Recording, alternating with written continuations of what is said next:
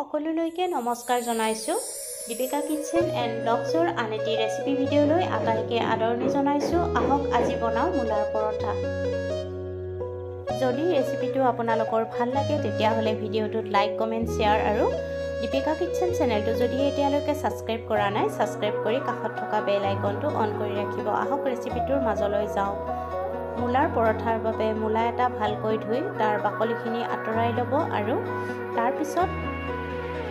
ৰুকি ল'ব লাগিব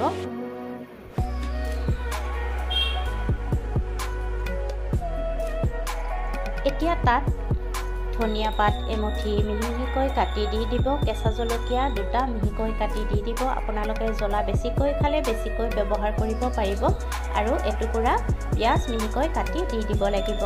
এতিয়া সোৱাদমতে নিমখ হালধি গুড়ি জলকীয়া গুড়ি আৰু আজওয়ান দি দিব আৰু অলপ অলপকৈ আটা দি ভালকৈ মঠি ল'ব লাগিব পানী ব্যৱহাৰ নকৰিব দৰকাৰ হ'লেহে অলপ পানী ব্যৱহাৰ কৰিব লাগিব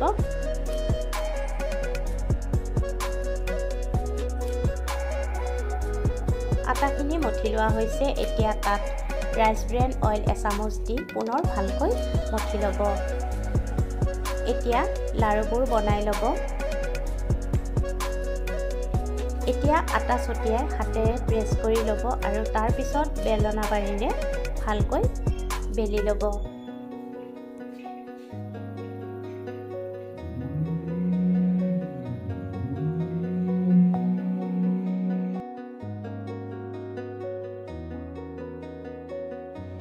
আটাইকেইখন বেলি ল'ব এতিয়া তাৱা গৰম কৰি ল'ব আৰু তাৰ পিছত পৰঠা কেইখন দি